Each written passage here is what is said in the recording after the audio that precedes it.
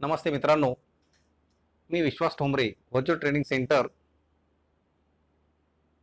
दादर आपले सर्वांचं स्वागत करतो. आज आपण इयत्ता 10वी भूगोल यातला पहिला घटक घेत आहोत. त्यामध्ये आपल्या घटकाचं नाव आहे क्षेत्रभेटी. खरं म्हणजे हा जो क्षेत्रभेट हा जो घटक आहे, हा आपला प्रात्यक्षिक भूगोल आहे आणि या प्रात्यक्षिक भूगोलासाठी आपल्याला प्रत्यक्ष त्या ठिकाणी जाऊन त्या परिसराचा आपल्याला अभ्यास करायचा असतो. तरी सुद्धा एक मार्गदर्शक म्हणून आणि तुम्हाला काही थोडंसं या क्षेत्रभेटीविषयी मी मार्गदर्शन करत आहे. आता क्षेत्रभेटी करत असताना आपल्याला काय काय करायला पाहिजे ह्या बाबी मी तुम्हाला सांगणार आहे. खरं म्हणजे क्षेत्रभेट म्हणजे काय, तर एखाद्या ठिकाणास प्रत्यक्ष जाऊन भेट देऊन त्या ठिकाणची भौगोलिक सांस्कृतिक माहिती मिळवणे म्हणजेच क्षेत्रभेट. क्षेत्रभेट ही भूगोल विषयाच्या अभ्यासासाठी एक महत्वाची अभ्यास पद्धती आहे. यामध्ये क्षेत्रभेट आपण जेव्हा करतो त्यावेळेला काही मुद्दे सुद्धा आपल्याला विचारात घ्यायचे असतात. जसं त्या भेटीचं महत्व काय आहे, त्यासाठी कोणती पूर्वतयारी आणि भेट आपल्याला द्यायची आहे, त्या क्षेत्राला भेट देत असताना आपल्याला कोणतं साहित्य आवश्यक आहे आणि याशिवाय त्या ठिकाणी कोणत्या प्रकारची आपण खबरदारी बाळगायला पाहिजे, ह्या बाबी आपल्याला विचारात घ्यायला पाहिजे. याशिवाय ही क्षेत्रभेट आपण देत असताना त्या क्षेत्रभेटीचा अहवाल सुद्धा आपल्याला महत्वाचा असतो आणि अहवाल लिहित असताना आपल्याला त्या ठिकाणी कोणती आपण साधनं वापरली, त्याला काय अहवाल लिहित असताना काय आधार घेतलेला आहे आणि त्या ठिकाणी आपण कोणते मुद्द्यांचं विश्लेषण करणार आहोत, ह्या सगळ्या बाबी या क्षेत्रभेटीमध्ये आपल्याला करायला पाहिजे. कारण हा आपला जो भूगोल आहे, क्षेत्रभेटीचा जो पाठ आहे, हा प्रत्यक्ष म्हणजे प्रात्यक्षिक भूगोल आहे आणि त्या प्रात्यक्षिक भूगोलामध्ये आपण आपल्या शिक्षकांच्या मदतीने या क्षेत्रभेटी द्यायच्या असतात. याशिवाय या क्षेत्रभेटीचं महत्व काय आहे हे जर आपण विचारात घेतलं तर क्षेत्रभेटीद्वारे आपल्याला भौगोलिक संकल्पनांचा, घटकांचा आणि प्रक्रियांचा अभ्यास करता येतो. मानव आणि पर्यावरणातील सहसंबंध जाणून घेता येतात. त्याचबरोबर सामाजिक, आर्थिक, ऐतिहासिक, सांस्कृतिक परिस्थितीचा अभ्यास सुद्धा करता येतो. हे त्याचं या क्षेत्रभेटीचं महत्व आहे. याशिवाय पूर्वतयारी करत असताना आपण क्षेत्रभेटीचं ठिकाण निश्चित करणं अपेक्षित आहे. भेटीचा हेतू निश्चित करायला पाहिजे.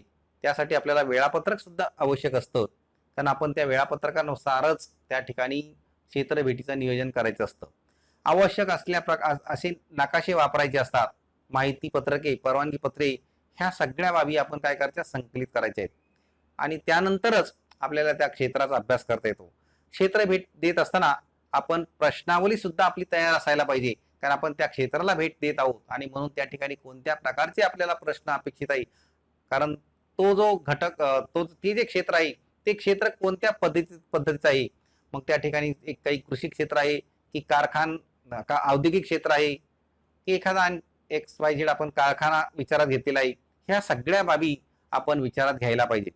आणि या क्षेत्रभेटीचा एक हेतू असतो, तो हेतू सुद्धा आपला स्पष्ट करायला पाहिजे आणि एकंदरीत ही क्षेत्रभेट त्यानंतरच आपली यशस्वी होऊ शकते. आता क्षेत्रभेट करत असताना आपल्याला त्या ठिकाणी साहित्य जे असतं, हे साहित्य सुद्धा अपेक्षित आहे. मग कोणतं कोणतं साहित्य आहे? नोंद वही, तर आपल्याला त्या ठिकाणी नोंदी ठेवायच्या असतात.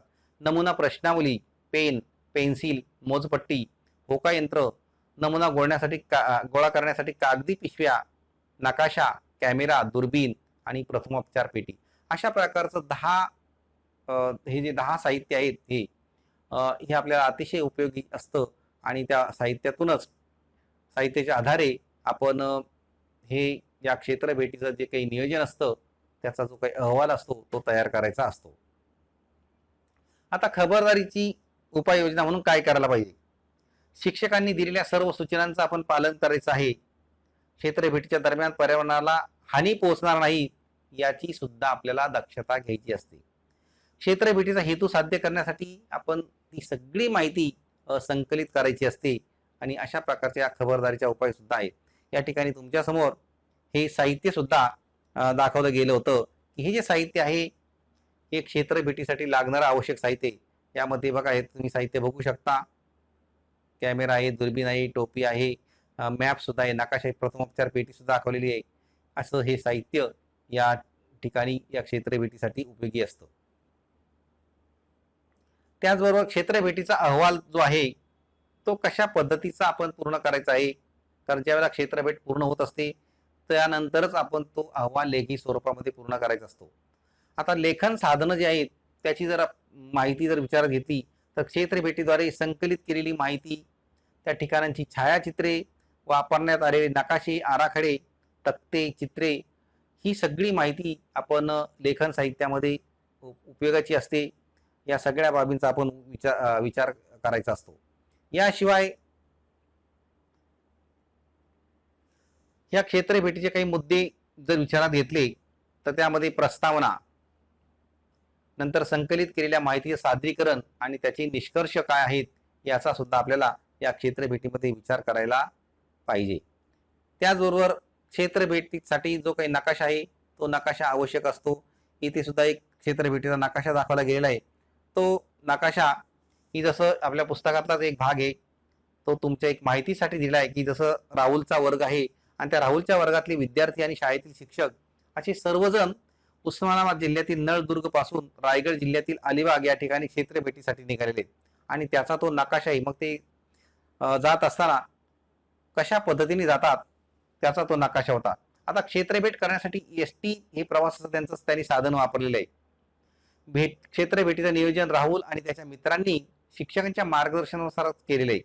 विद्यार्थी नळदुर्ग ते अलिबाग या प्रवासादरम्यान भूरचना, मृदा, वनस्पती आणि वस्त्यांमध्ये दिसणारे बदल झाले आहेत त्याची माहिती ते अनुभवाने घेत आहेत. म्हणजे प्रत्यक्ष जाऊन त्या ठिकाणची ते माहिती घेत असतात.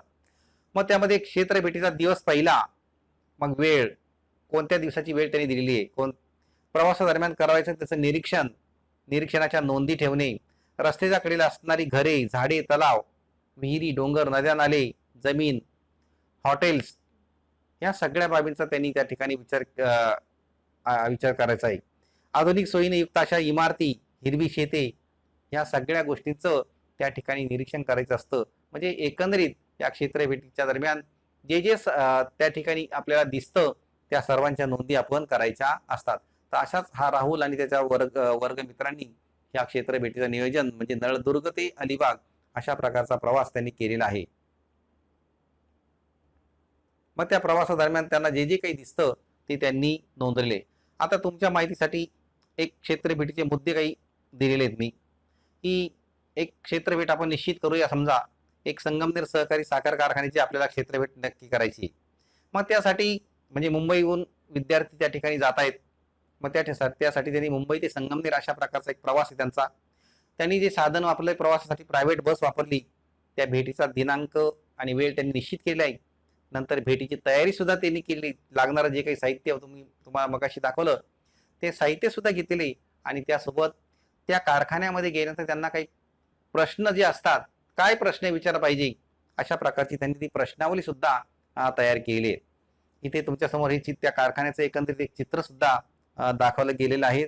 याशिवाय ज्यावेळेला आपण कारखान्याला भेट देतो त्या ठिकाणी जी काही प्रश्नावली वापरली जाते त्या ठिकाणी पहिला प्रश्न, या कारखान्याची स्थापना कोणत्या वर्षी झालेली आहे, कारखान्यात कोणत्या वस्तूचं उत्पादन म्हणजे जसं साखर आहे तर मग साखरेचं उत्पादन कधीपासून सुरू झालेलं आहे, कारखान्यात कार्यरत असणाऱ्या कामगारांची एकूण संख्या किती आहे, कारखान्यातील वस्तूच्या उत्पादनासाठी कोणत्या कच्च्या मालाची आवश्यकता असते, कारखान्यातील वस्तूंच्या उत्पादनासाठी लागणारा कच्चा माल कोणत्या ठिकाणाहून आणला जातो, कारखान्यात उत्पादित झालेला पक्का माल कोणत्या ठिकाणी विक्रीला पाठवला जातो आणि कारखान्यातील कामगारांच्या सुरक्षेसाठी कोणत्या प्रकारची खबरदारी घेतलेली आहे, त्याचबरोबर पर्यावरणास हानी होऊ नये यासाठी कोणत्या उपाययोजना केल्या जातात. अशा प्रकारची एक प्रश्नावली ही या कारखान्याच्या संदर्भात होती. असं प्रत्येक क्षेत्र जे असतं त्या प्रत्येक क्षेत्राची प्रश्नावली ही वेगवेगळी असते आणि आपण त्या जे काही क्षेत्र निवडलेलं असेल त्या क्षेत्राशी संबंधित अशा प्रकारची प्रश्नावली तयार करायची असते. इथे आणखीन काही चित्रे, समजा वेरूळची लेणी आहे, इथे सुद्धा आपण क्षेत्रभेट म्हणून देऊ शकतो. मग ती लेणी आपल्याला